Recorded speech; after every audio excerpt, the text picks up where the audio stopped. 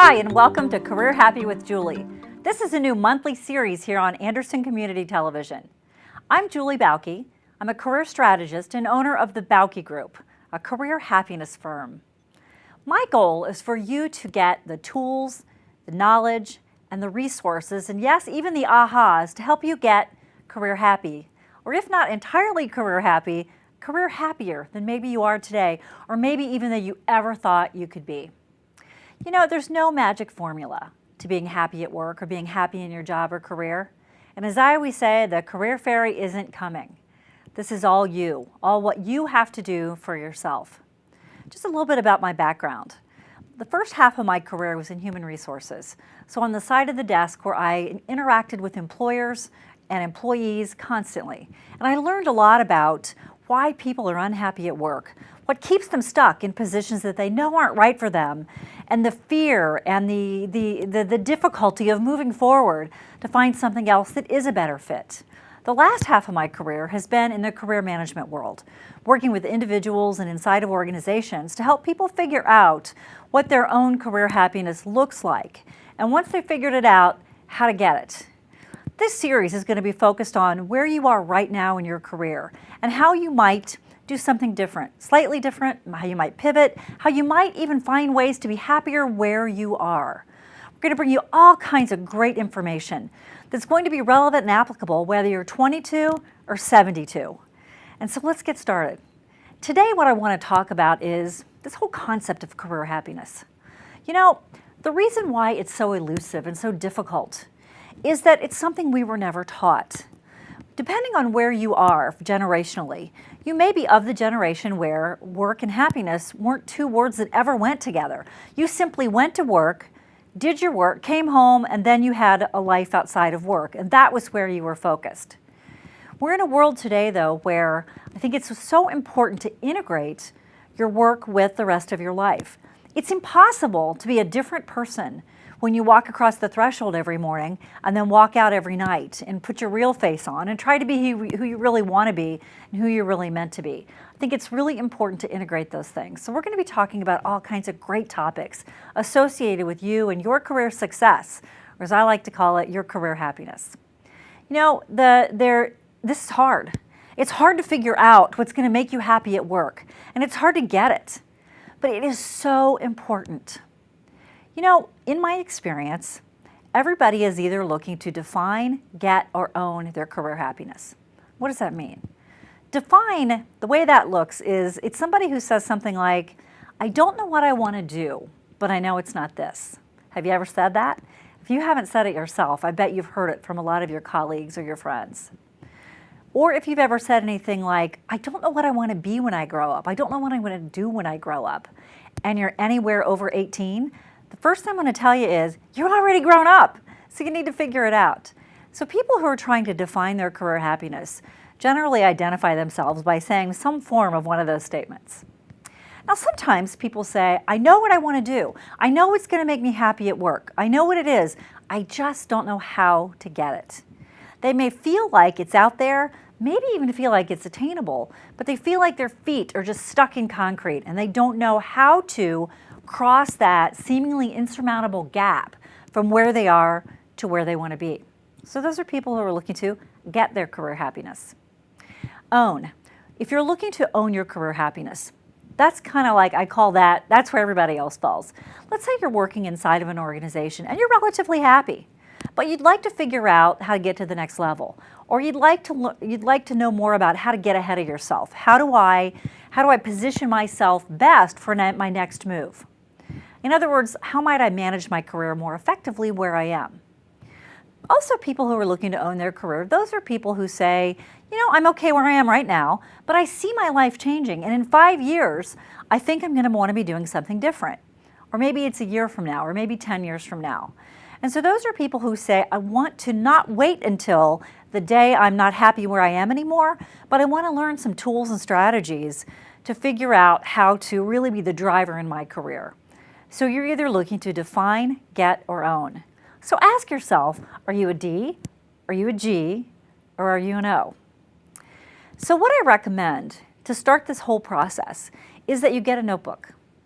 and that you start making notes in it. Every time you watch this show, write down what you learned, what kind of ahas you've gotten about yourself and how you might apply it moving forward. One notebook where you write everything down is the best place to gather the information, write your thoughts down. That way you can go back and look at it and really start to feel like you're making progress toward defining, getting, or owning your career happiness.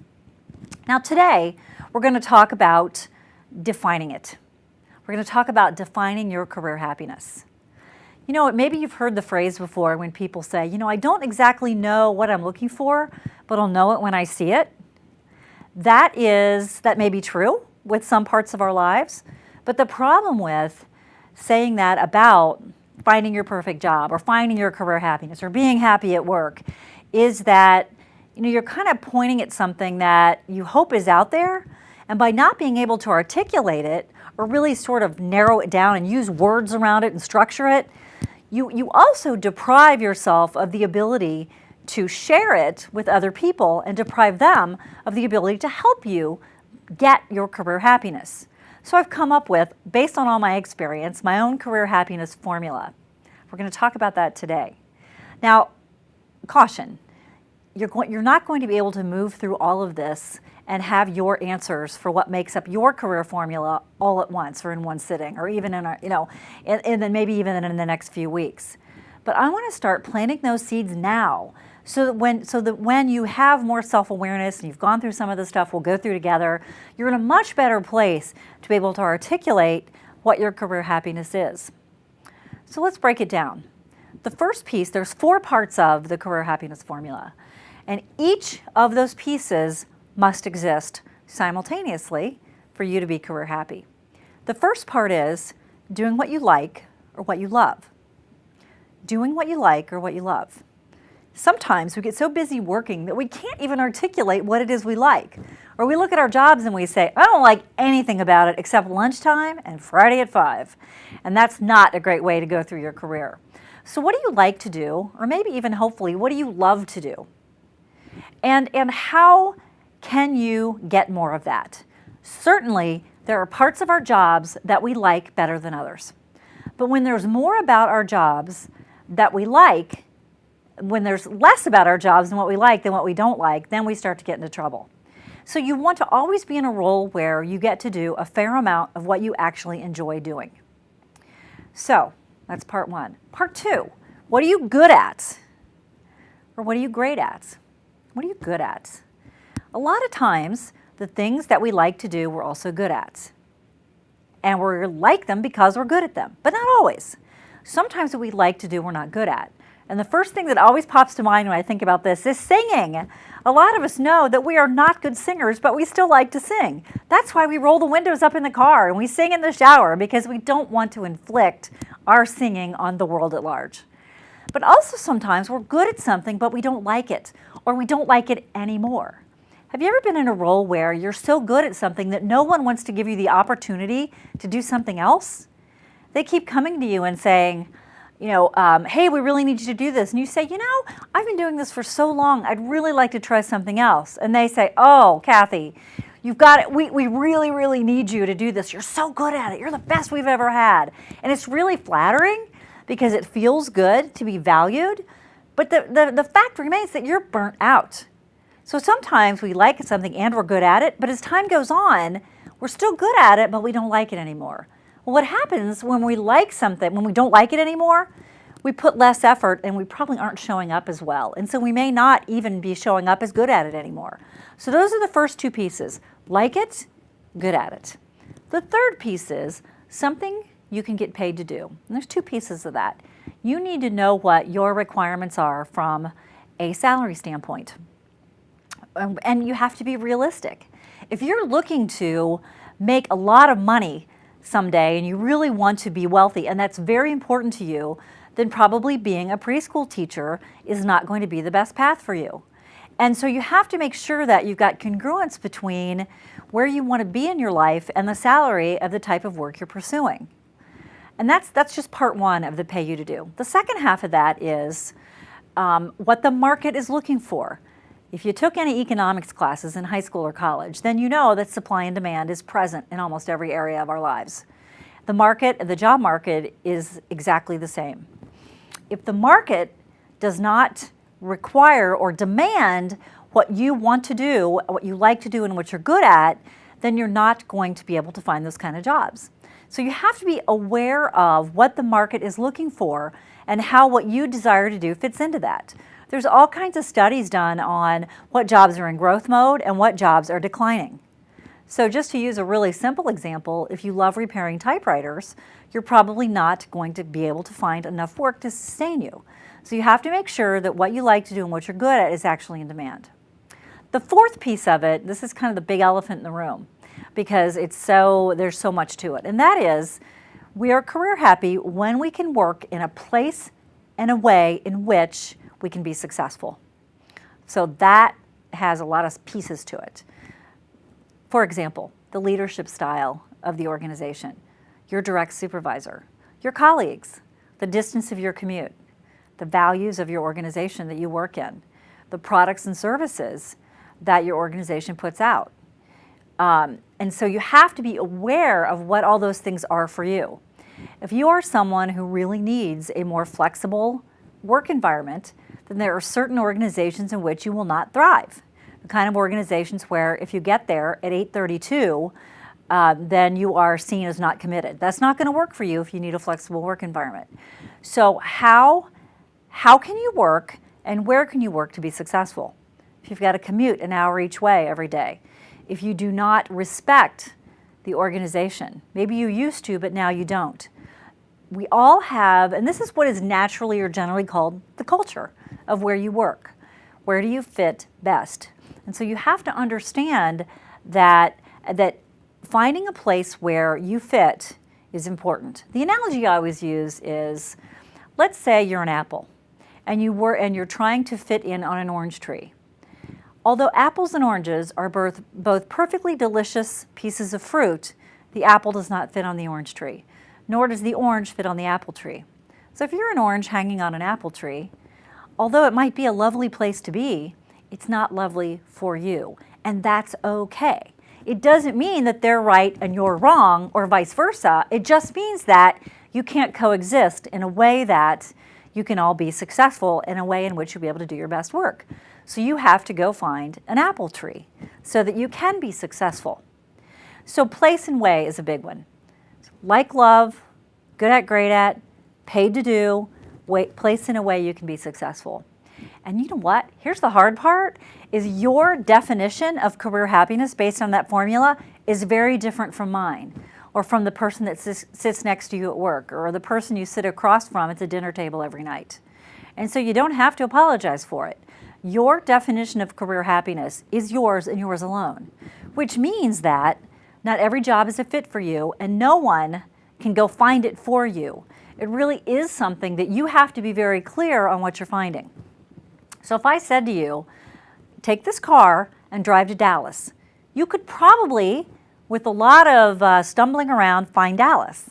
But if you had a map or a GPS, you're going to get to Dallas. If Dallas is your definition of career happiness, you're going to get there in a much more effective, productive, and efficient way. Same thing with understanding what is going to make you happy at work. Now, I know this is overwhelming. It really is. It can make you say, oh my heavens, I just am going to go back to doing what I'm doing even though I'm miserable. Because it really is, it can make you feel like I can't have it. I can't have it, it's too much work, I'm too busy. And true, you can't do it all at once. You can't answer all those questions I just laid out all at once. Nobody can. Those are big questions. But you can start, and you can add to it. You can take those baby steps. You can begin to build your bridge from point A to point B.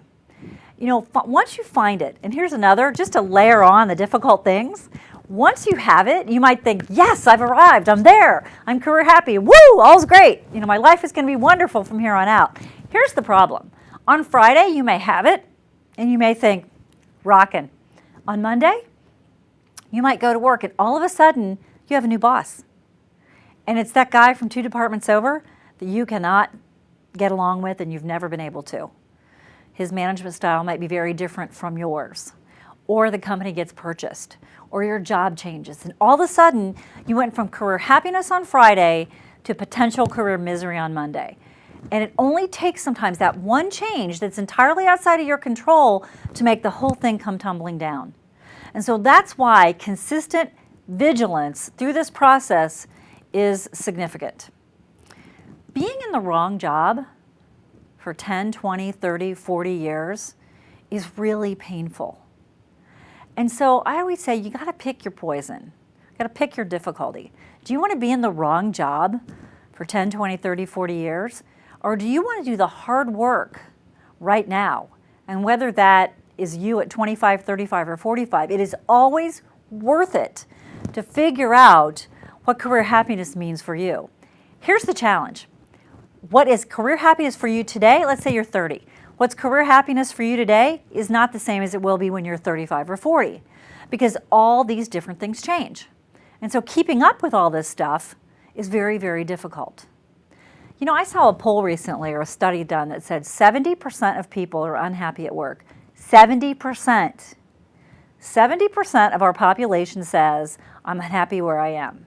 70% of people are making a decision for a variety of factors to stay where they are and to remain miserable. Wow. When you really think about that, that's really sad. So you've got 30% of people that say, I am reasonably or acceptably career happy. Imagine how great your life would be if you could move from the 70% to the 30%. You know, I don't even know you probably, but I know you deserve it. And I know that no one deserves to be in the wrong job or to be career unhappy for 30, 40 years. Because frankly, that's how long we're going to work. Retirement isn't near what it used to be. You know, it's easy to stay in the 70%, but it's so much more rewarding to be in the 30%.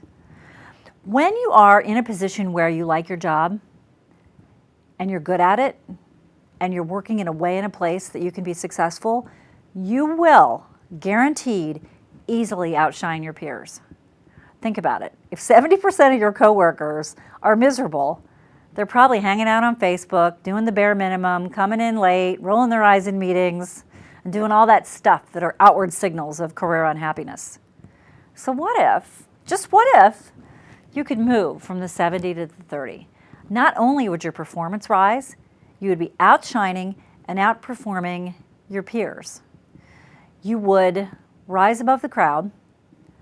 You would be eligible and be tapped on the shoulder for more opportunities, more exciting assignments, better, maybe more visible promotions, if that's what you want.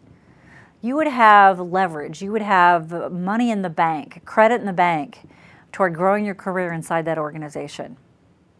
And here's the bonus. My guess is you'd probably be a much more pleasant person to be around, not just at work, but also at home. People who aren't segmenting out their lives by places that I'm doing well and I'm thriving, and places where I'm not doing well and not thriving, in other words, those places I drag myself to on Monday mornings, are generally people who are not only going to be more pleasant to be around, but also be people who, because they get more opportunities, will be people who make more money in the long run. If you are working against grain, working against your type, wearing shoes that are too small to work every single day, pretty soon your ankles hurt, your knees hurt, your hips hurt, you're walking funny, you're crabby all the time, and you're taking that crabbiness home. Your relationships suffer. I believe your earning potential suffers. All kinds of stuff suffers. You were never taught how to find a job, and you were never taught how to be career happy. So don't blame yourself. But what you can blame yourself on is if you're not willing to do the hard work to get there. And do not make the mistake of thinking this is easy. It is hard work, but it's worth it. Believe me. You want to get up and skip to the shower on Monday mornings. You don't want to every Sunday night hope you have the flu so you can skip work on Monday. What a miserable place to live. We've all been there, including me. And believe me, when you get to the other side and you're actually looking forward to your work week, TGIF means something completely different. You're certainly looking forward to your weekends, but you're not living for them anymore. Next time, we're going to talk about the importance of looking at your past, in other words, everything that's happened up until this moment, what's going on around you today, both personally and professionally, and taking a big, broad look into your future in all parts of your lives, and really putting together the pieces of a happy career. Until next time, I'm Julie Bauke on Career Happy with Julie.